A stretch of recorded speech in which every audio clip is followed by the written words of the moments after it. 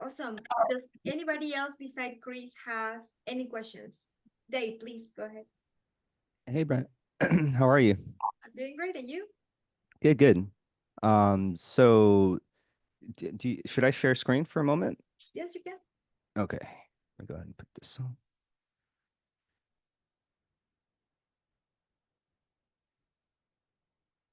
Okay, so we are getting ready to launch a challenge for the 10th of October, and it's a 14-day challenge.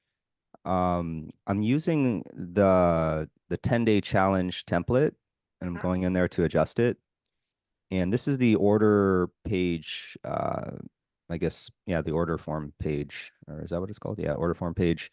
And I just wanted to ask, like, I know that you guys use tags with Experienceify and like use these brackets Uh-huh. oftentimes. So I'm just, before I go in and start filling out this template with my content, I wanted to make sure that I didn't break anything in terms of like tags and whatnot. So, for example, this top block here, would I add the challenge dates manually here? I'm wondering if that's manual, and then for this one, I leave it and it'll automatically port my course name right there. Is that how it works?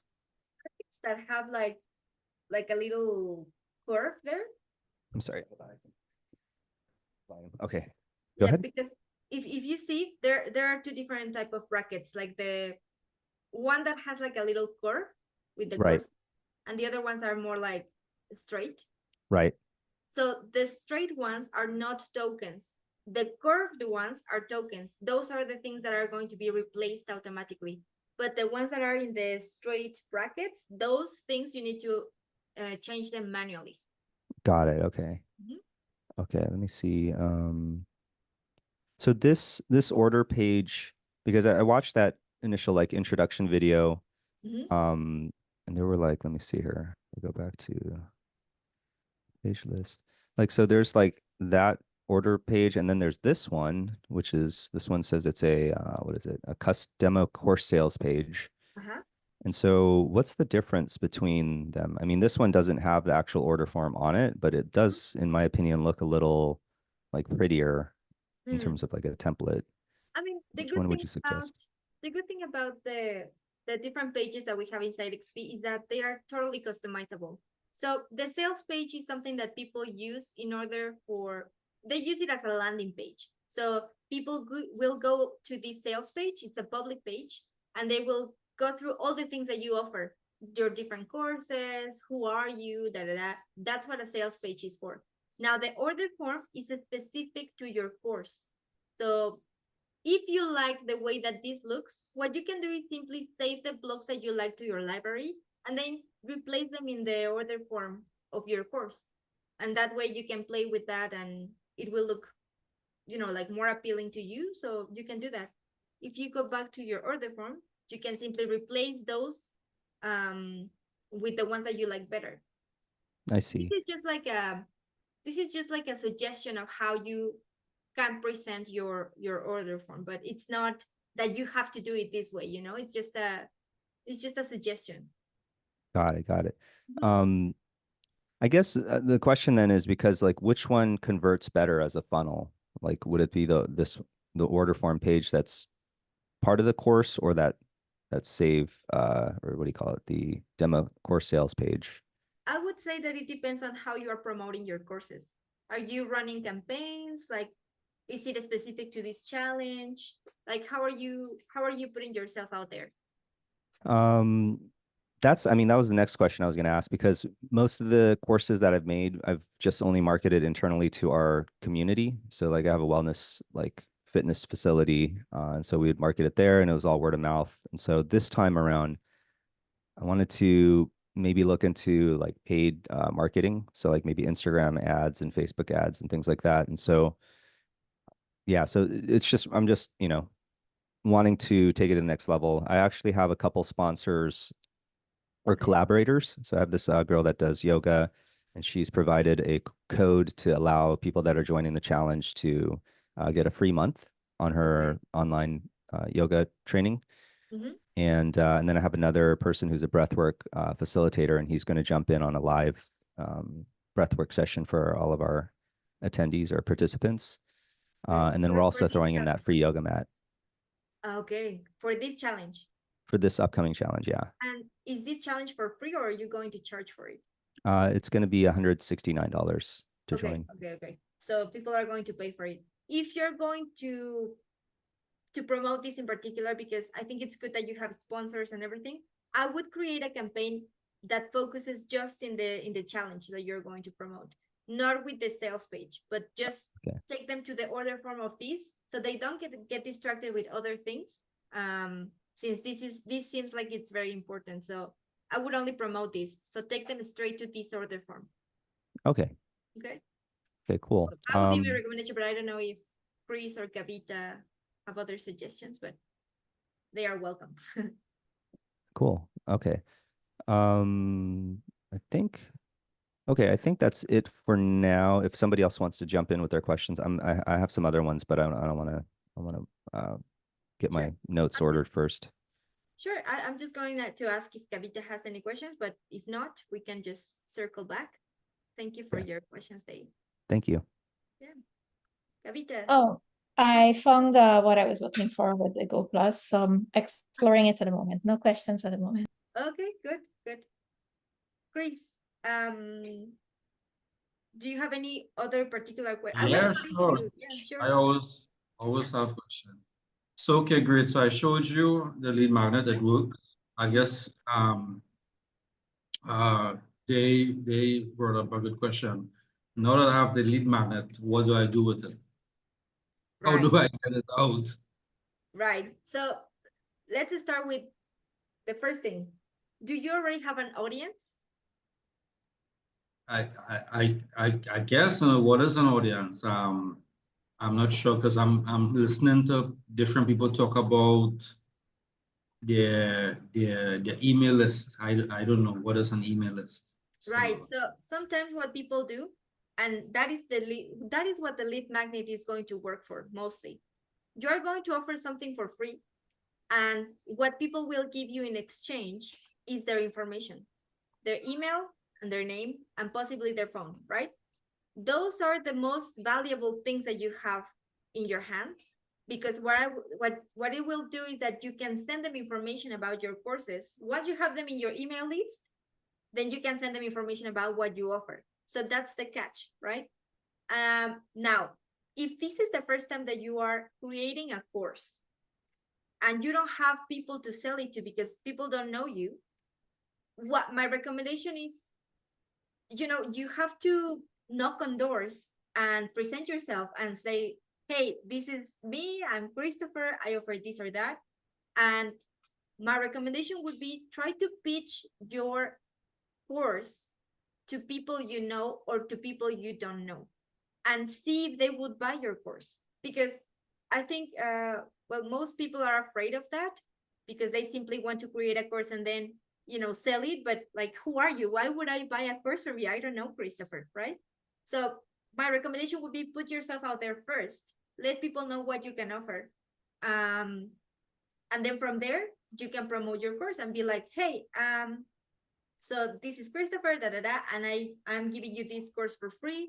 I offer this and that other, So I don't know if you already have an upsell. Like, once people complete your lead magnet, what are they going to do next? What is your upsell? Do you already have a course? Are you going to offer a workshop? What is it that you're going to offer? Yeah, so I guess I kind of did that. I at one point I would just keep calling people. So as you said, I had an EMC. Mm-hmm. And I would call people on the phone, just call like 10 people every day and say, okay, I'm doing this thing. And one person bought the course. The course is I show people how to use Experiencify because I'm trying to get the commissions. Uh-huh. So and just by talking to persons, so far one person went through the process. You met her some time ago.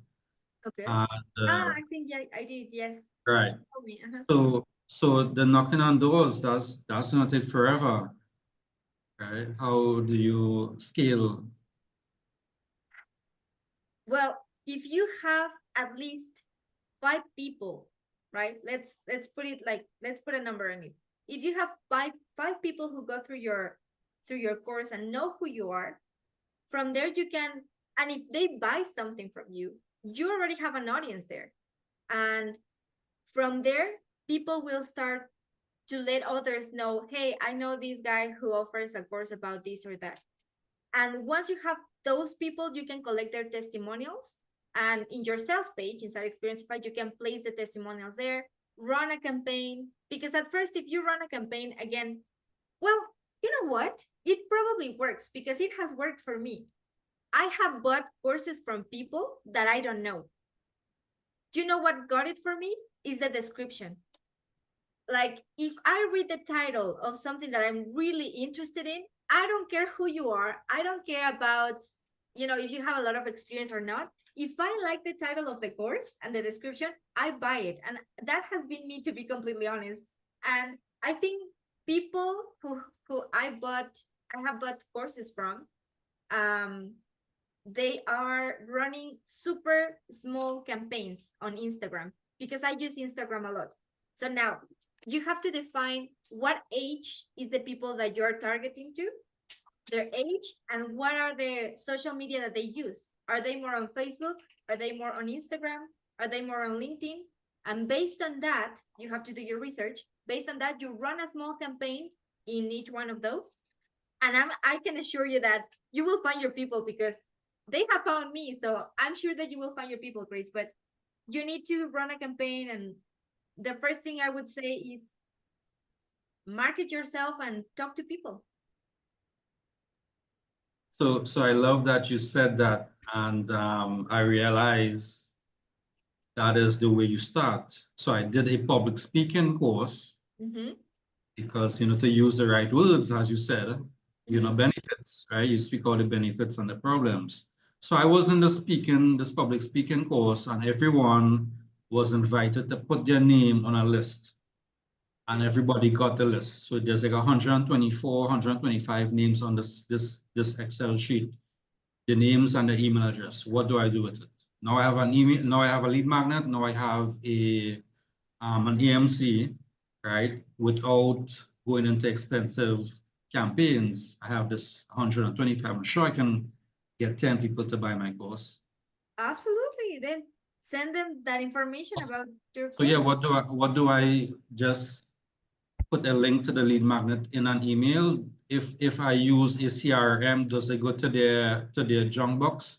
How do I bypass the junk box and go straight to the inbox? Do I need to send them individually, or is there a way I can send it in a group without it going to their junk box?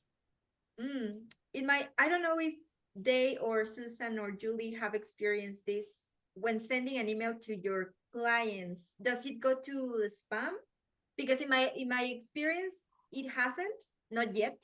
But I don't know if anyone else here has experienced that. The first one will go to the junk, and when you mark that as safe, then the others will. I don't know for sure if that always happens, but what I can tell you is before you start sending any kind of bulk email, even if it's 12 people, you're sending to a list through a CRM or autoresponder program, there are certain things that you need to set up. And I don't know whether you've done that. There's a DKIM setting that's really important that has to connect with your website where the DKIM information is. I haven't heard you say whether you have a website or not. I'm trying to think where you can get, because you're asking a lot of basic questions about email marketing setup and that kind of stuff, which is really not connected to Experienceify at all. So I'm trying to think of where you could learn that. You know what? Let me get one of my mentors teaches a course about email marketing, but she also has a webinar that introduces it. Let me see if I can get you a link for that.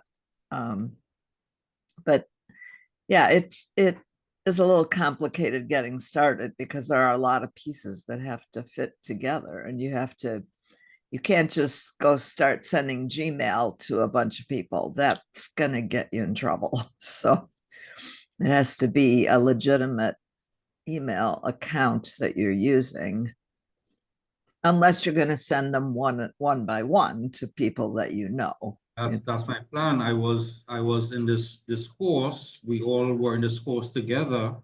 The instructor asked, are you willing to be I guess prospected by each other? Mhm. And everyone who's willing put their names and email addresses on this Excel sheet, and we all got it. So I was gonna send each person individually from my personal email the lead magnet. Have you gotten emails from other people on the list?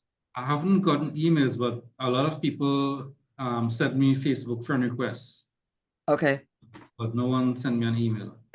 that's another possibility, is to look for them there, or like Brenda said, to look for them on LinkedIn if they're there. In some ways, that social media connection is a little bit easier with people that you don't know at all, because like you said, if they don't recognize your name on the email, either it'll go to junk mail or it'll go in their regular inbox, but if they don't know who it is, they're not going to open it. They're just going to delete it, right? So you'd need to have a subject line that lets them know why you're emailing them, right? That reminds them that they were on that list. But with social media, at least, you can follow them, you can comment on their posts and start to develop a relationship with them that way. It also takes time, but that's really what it takes to get people interested in responding to your marketing efforts. Is you have to build a relationship with them first. That's what I would add. And let me see if I can get you that link on the email webinar. Thank you, Susan. And I also shared in the chat, Chris, a link that will take you to Digital Ad Expert. I used to work for them, and they offer a free marketing, like a beginner marketing certificate. It's a 3-month course. I believe it's still for free, but you can check it out, and you will learn the basics of marketing. For everyone who's interested, you can just go there. So okay, Dave, we can go to your next questions. Okay, so I'm just kind of chipping away here, filling out this order form page.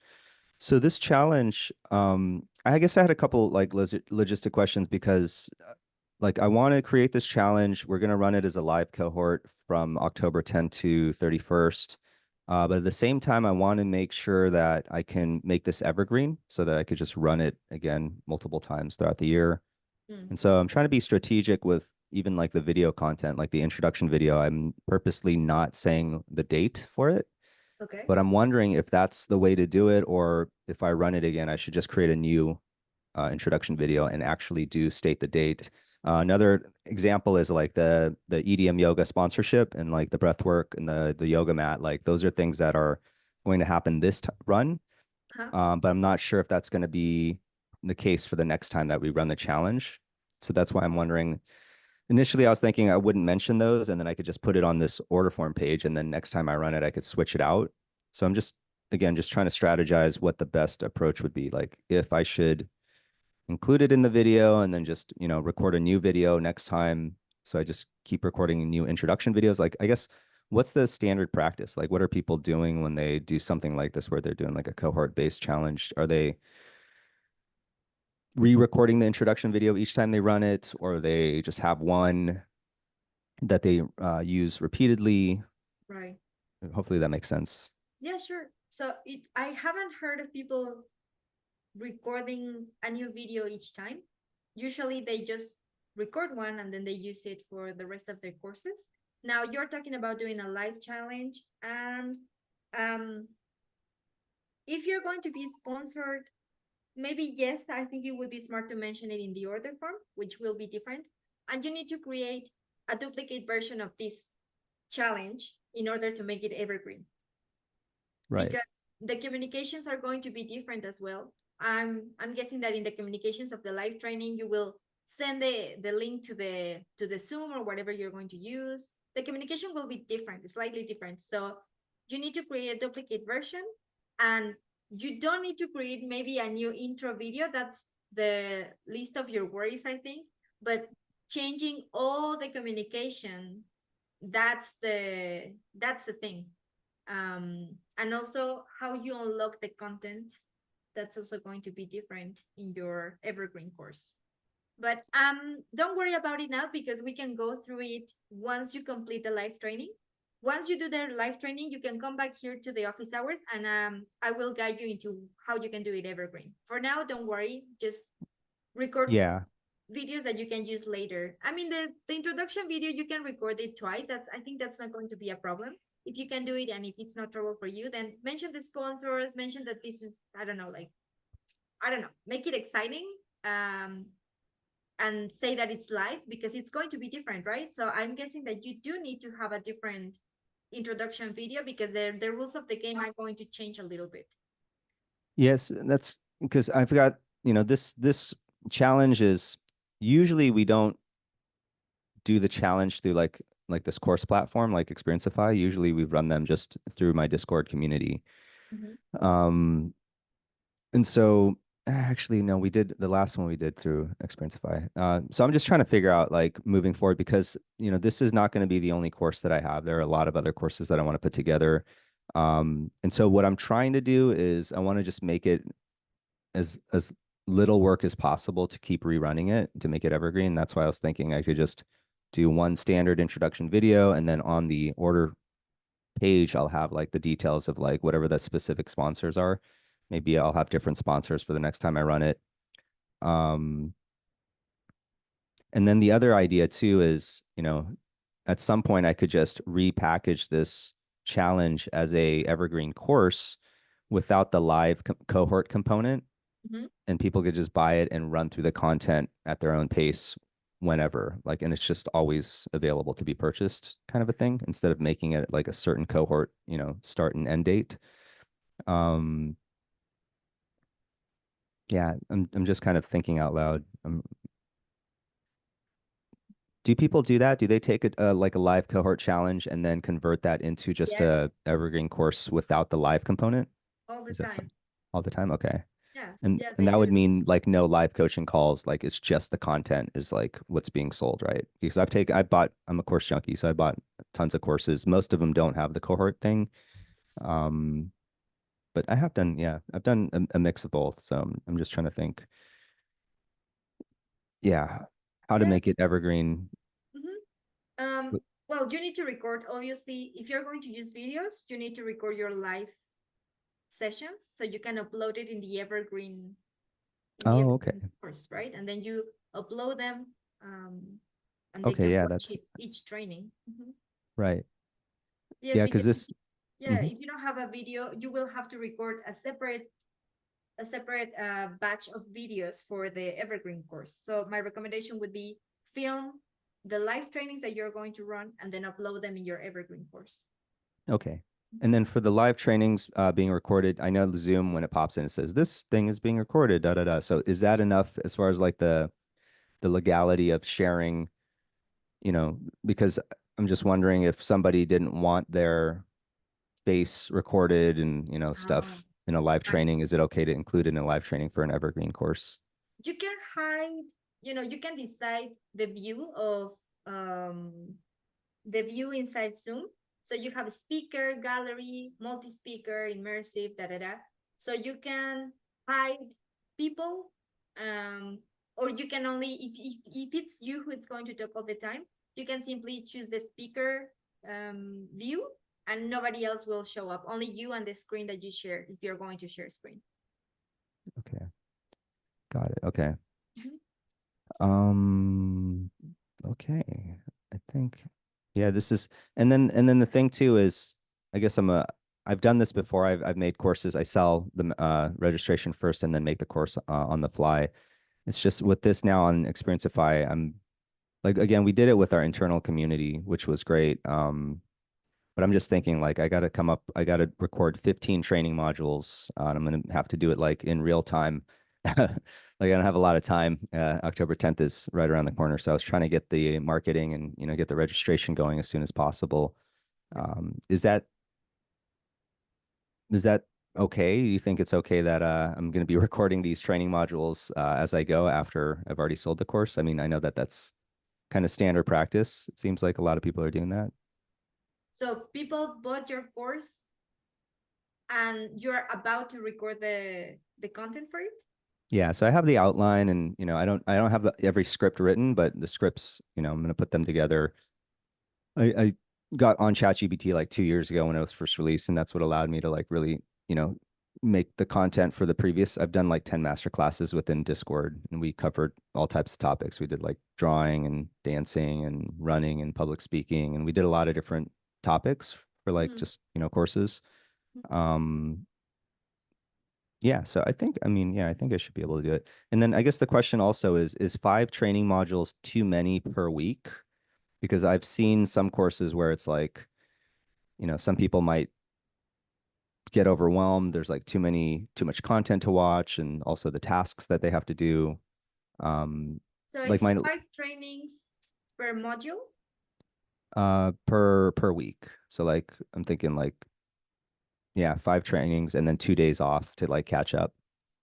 No, I think 5 trainings is fine, like 1 per day. Yeah, It's not too much. that's No. what I was thinking. And then how long should the videos be for the actual like video that they have to watch? Because I went a little overboard before, and I was doing like 30-minute videos or 40-minute videos, Oh. and it gets to be pretty long. I mean, our recommendation is always to have bite-sized videos, so not more than 10 minutes, because No more the than 10 attention minutes, okay. span is, like very short. So if you Got can it. keep it 10 minutes, or, I mean, 15 minutes, it's a lot, but if you can Okay. keep it to 10 minutes, that would be great. Okay, let me put that down in my notes. 10-minute videos. Okay. Oh, and then I was going to ask also, how long do these sessions go? The AMA, like, Well, we have it 3 times a week, and it's 1 hour every time. okay, 1 hour. Gotcha. Okay. Got it. Hopefully we will see you more around. Yeah, I'm gonna be. I didn't. Yeah, yeah, I'll be in here. You'll Uh-huh. you'll see me a lot. Awesome. I love that. Chris, before I go to you, I want to ask Julie or Susan, do you have any questions? I am just listening. I'm just Julie. getting started, and I just want to hear all I can hear about all this. So I love it. Thank you. Okay, thank you. Yeah, I don't have any questions either. I do have something to say though about the length of videos for training. And Day, I'm sorry, I didn't really hear what it is that you're teaching them in these videos. But I would say, especially if they're going to have a video every day, then you definitely need to keep it short, because they know it's not just this one video that you're asking them to watch, right? It's every day they are going to have something to do. So 10 minutes sounds like a good target to me. Yeah, thank you for that. Some of these other courses I realized, like one of the courses that I made could have been spread across 16 weeks, but I had people try to do it in a month, and they got overwhelmed. And so I'm gonna definitely. Yeah, and really Right. this is the thing to ask about that, because yes, it's important to chunk it up into shorter amounts. But the bigger picture really is, why do they need that much information?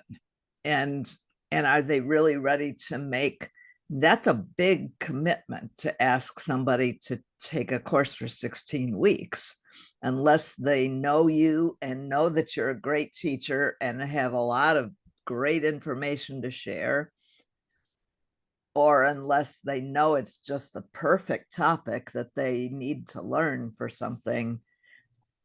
I would say, maybe an hour's worth of information spread across 5 days would be more what people would want to do for a challenge or for something to get started. That challenge that Marisa is doing starting today, it's a 5-day challenge. I did it last year. I signed up to do it again just because it's a good review. And she says the videos are going to be about 15 to 20 minutes. And then there's a task to do every day for that should take you about 5 to 10 minutes. Are you talking about EPM? No, that's the big program. Yeah. It's a 5-day challenge. that Oh, she- 5-day challenge. yeah. She has a 5-day challenge that she's doing? Yeah, it starts today. Oh, okay. Um, I didn't know about that one. I did EPM last year, but I had some personal stuff happen that derailed me, and I fell off like halfway through, unfortunately. yeah, this is just like a little bite-sized piece of what's probably covered in EPM. I haven't taken it. I Yeah. don't really plan to. This is called something like crack your course topic. Oh, yeah. I took that actually, and yeah, I remember I took that last year. Yeah. And I think Helps you it's find a your niche. slightly different approach than what she did last year, but it's basically the same information. You know, how do you, Gotcha. like, she has a handout with the 20 most popular niches, you know, Right. kind of Yeah. things. Yeah. But it's just narrow it down to a really small piece and give people great information about that. And if you can present it in a way that they can understand it, it's not overwhelming, it's manageable, then they're going to be interested in taking the next course from you, right? Yeah. So if- like, If So- the first one is like getting hit with a fire hose, they're probably not going to take another course, you know? yeah. So that kind of brings me, like, this was the transformation challenge I ran earlier this year. It's 4 modules. Like, for example, here's week 1. And then we had what I did was I spread it out so there's only 3 actual training modules that have the videos. So like this one, for example. And then the question I guess I have is for the actions and the points. These are the different actions people are taking.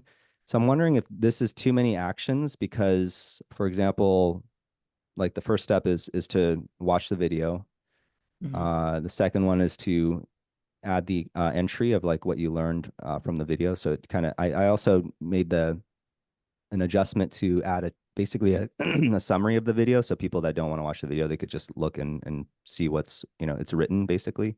So I took the transcript from the video and then converted it to text. And then the entry would be just answering these 3 questions in our Discord. So like what benefits, 3 questions. This is hyperlinked, so it takes you directly to the channel that you would put the quest entry in.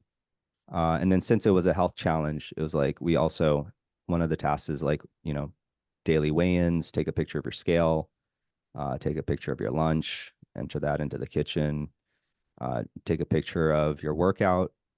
So we're encouraging people to work out every day.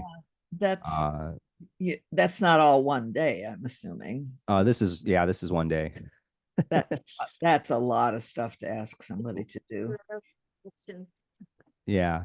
So, I mean, they're quick. Like some of these are very quick to do. You just snap a shot of your lunch and then you submit the photo and then you get your XP points. This challenge was a little interesting because it was a total transformation challenge. So it was nutrition, but it was also, where is it? It was also some type of personal development activity. And so we had options. So for example, I'll show you here. We had the personal growth.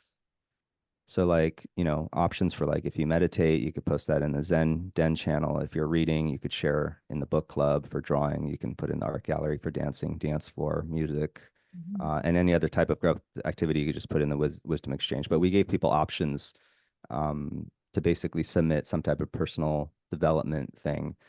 Now, in hindsight, I'm realizing it's like, yeah, that's too many things. We're trying to just create like a holistic challenge where people are taking care of their health and also some type of personal development or, daily personal growth activity.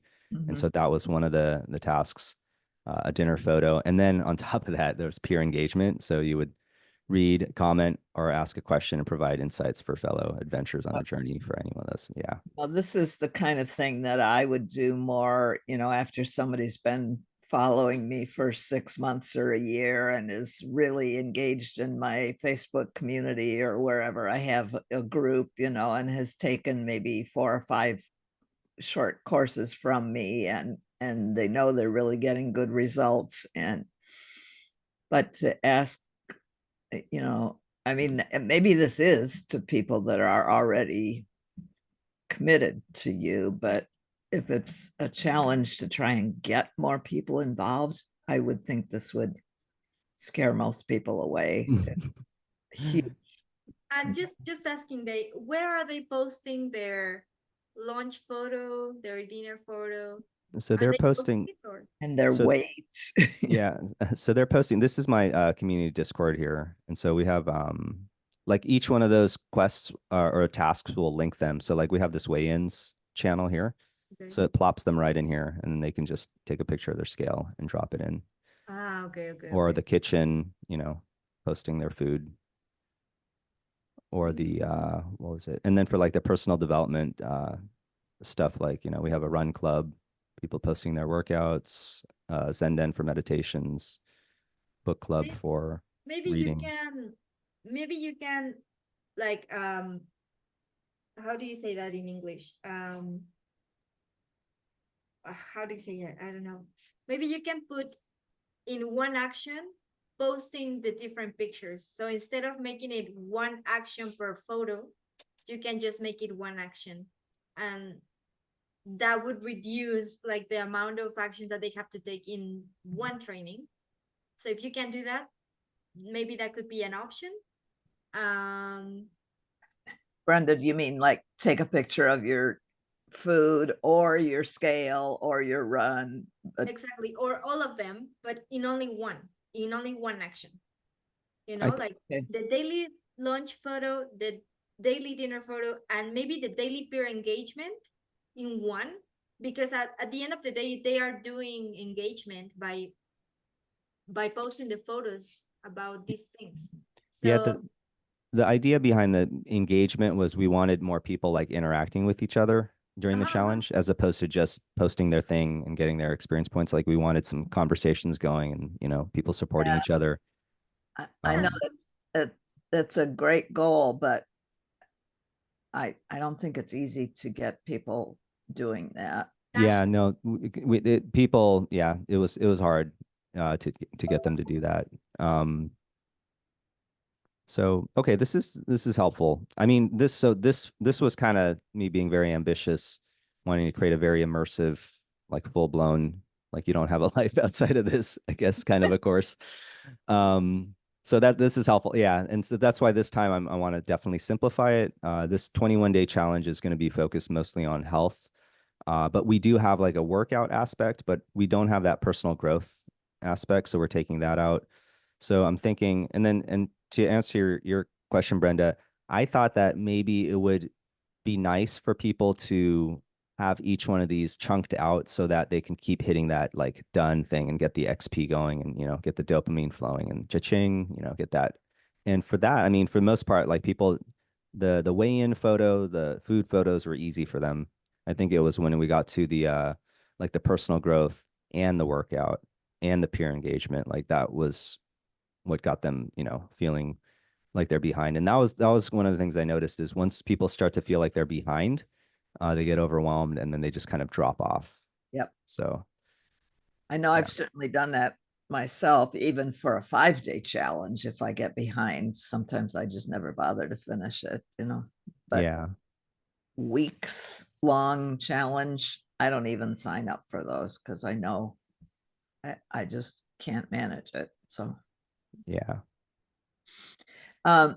yeah, Okay. and I know it's a little different when it's a personal habit change or personal growth topic. Sometimes people are really invested in that, but it also is very challenging for people to make those changes. So, they may really want to do it, but that doesn't mean that they're going to succeed at doing it because it's not easy, as you know, I'm sure.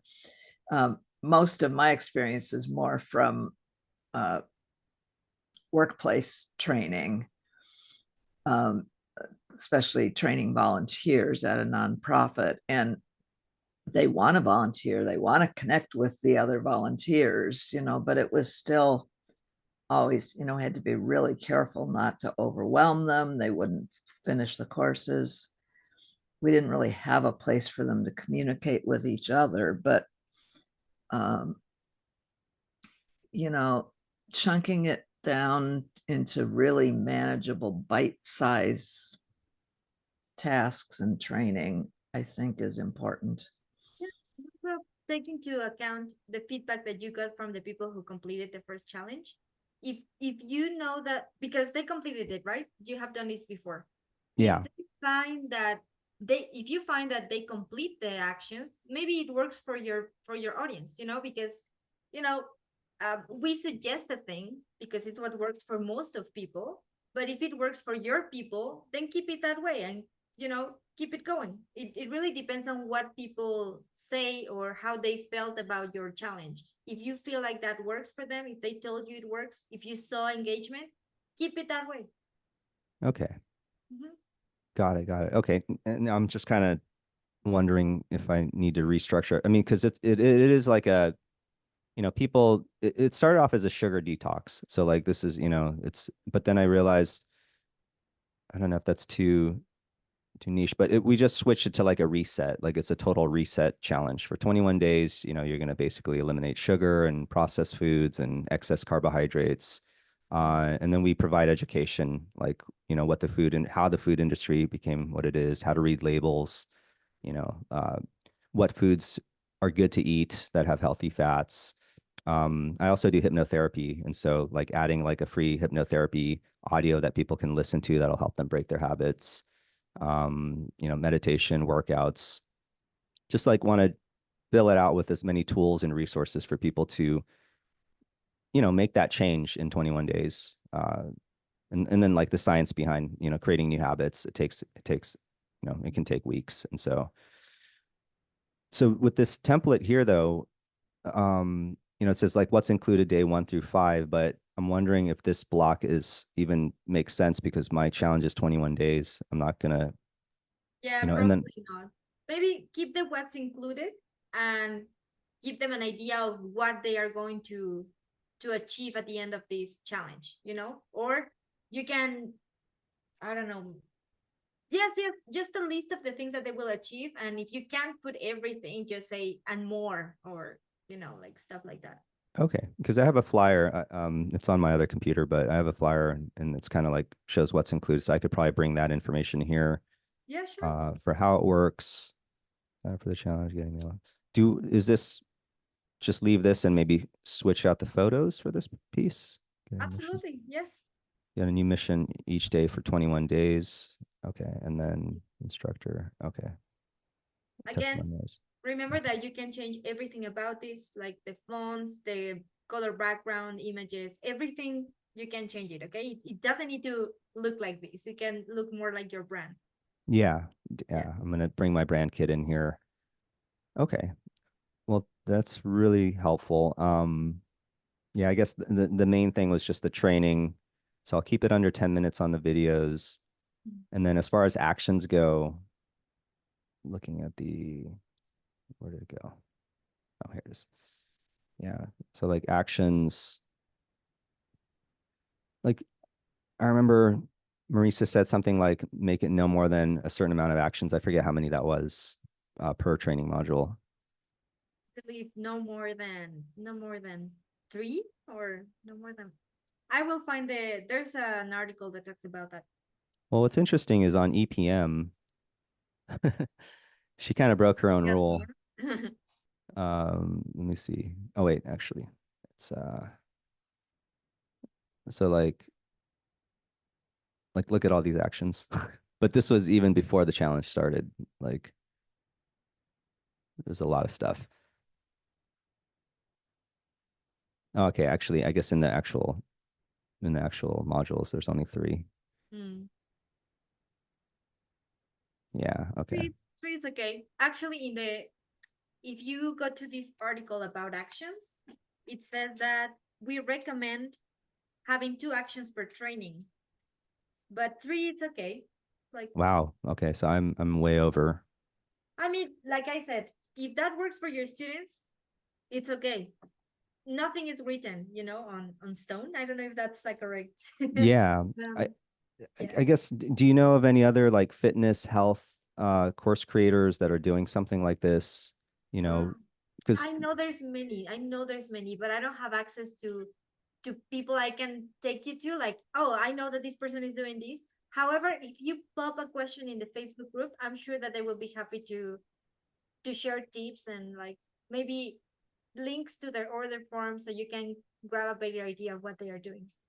okay, yeah, because I'm just thinking like it's pretty standard to track your weight, track your workouts, and track like what you're eating for health types of challenges. And so that's already 3. But if you're doing like lunch and dinner, we usually suggest people skip breakfast to get some intermittent fasting in. So that's already going to be weigh in, lunch, workout, and dinner. That's already 4 tasks. And then also watching the training video, that would be 5. And then if we want people to engage with each other, that would be 6. So like, If but the if like that the were me, to be honest, if I were taking your challenge, I know that I'm committing to a 21-day challenge, right? right, I bought this. I know I'm going to go through these 21 days. So, in my opinion, if I was a student, posting a lunch photo and all those things are not complicated. However, I'm thinking if I'm going through my day, maybe I will sign up for my course just once a day and not several times throughout my day. You know what I mean? So if I right. want to complete all the trainings in my challenge, like, do I have to do all of these in one sitting, or do I have to recurrently come back to Experienceify to upload these things? And maybe I will forget about posting one of those, or I don't know, like, you have to think about that logic of, okay, if you were a student, how many times do you have to log into the challenge in order to complete all the actions? Or is it just that I can log in one time and complete all of them? Like, how does that look to your students? I guess, I mean, some people, they'll take the picture and they'll want to immediately go in and knock it out. But maybe I could create a video or just, at the beginning say like, hey, just make sure you take a picture of everything, and then you can log in later one time and then submit and knock out like, all those tasks in one go. Right.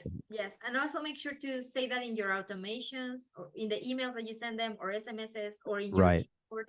Make sure to remind them constantly about these actions that they need to complete in one day. Got it. Okay. Okay. Super helpful. I think Christopher has a question. Yes, Chris, please go ahead. Yeah, but we're upon time. What I wanted to say today, Susan actually is reaching out to you and a Oh. message in the chat. I know you're sharing your screen, so you won't be able to see. Let me see. So you're asking if someone can collaborate. So Susan reached out for you. I have a link for the 5-day challenge. I want to ask permission to put it in the chat, Brenda. Marisa's 5-day challenge. Is it okay if I put it in the chat? But it seems like they already did it. I did it. Susan did it. So, but I'm not sure if Julie wants to do it. I'm sorry, sharing email addresses? No, it's the Crack Your Course Idea Challenge. If you want to Oh. go to Marissa's 5-day that starts today. Gotcha. Oh, and I posted a link earlier to that mentor of mine that I mentioned who teaches email marketing. She's promoting an email conference that runs starting today every Monday for the next 6 weeks. So I put that link in there too, and it's free. So Thank Okay. you, Susan. mhm. Amazing. Okay, cool. Go And ahead. does everybody know how to save the chat? Oh yeah, let me, I don't know how to, but I'm guessing that when I record save chat, I can do it. nice. Okay. Save. Yeah, for Cool. me, it's the 3 dots up in the upper right corner. I know some people say it's different place on theirs, but Yeah. Right. I need to go. I've got another webinar, but Yes. Thank you all for coming. Thank you, Dave. Thank you, good Chris. seeing and you Julie. all. Thank you so much. This was really helpful. No, I'm happy. See you Yeah, soon then. it's great meeting everyone. Yes. Take care. Thank you so much. You, Julie. Bye bye. Bye-bye. Bye.